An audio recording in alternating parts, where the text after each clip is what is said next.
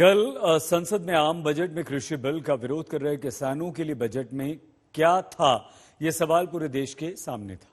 Budget का पिटारा खुला तो किसानों के लिए सौगातें भी निकली।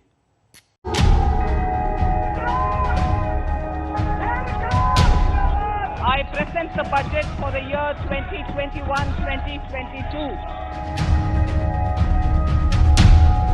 इस बजट के दिल में गांव है, हमारे किसान हैं।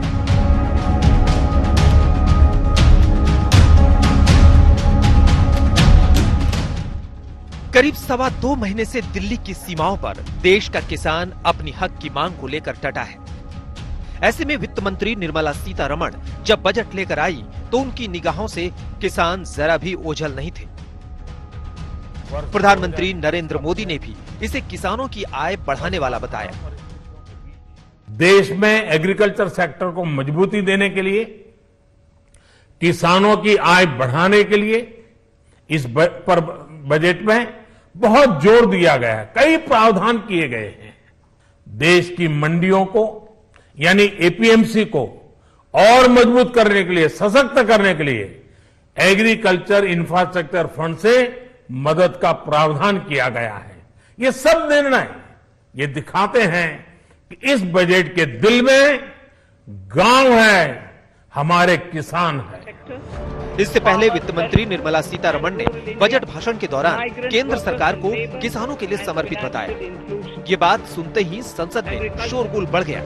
Our government is committed to the welfare of farmers.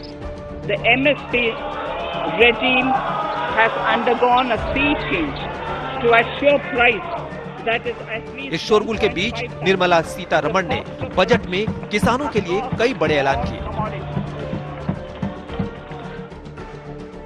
Budget में सरकार ने कृषि कर्ज की सीमा बढ़ा दी है। इस बार सरकार ने किसानों को 16.5 लाख करोड़ तक के कर्ज का लक्ष्य तय किया है। पिछले साल के लिए सरकार ने 15 लाख करोड़ रुपए का कृषि ऋण का लक्ष्य रखा। इस बार सरकार ने कृषि कर्ज 1.5 लाख करोड़ रुपए बढ़ा दिया है। सरकार ने पशुपालन, डेयरी और मछली पालन से जुड़े किसानों की आमदनी बढ़ाने पर फोकस किया है। यही नहीं, सरकार ने किसानों की आय दोगुनी करने का लक्ष्य भी तय किया है। सभी फसलों की एमएसपी लागत से 1.5 गुनी तय की गई है। इसके अलावा भी बजट में किसानों के लिए कुछ खास सौगातें दी गई है।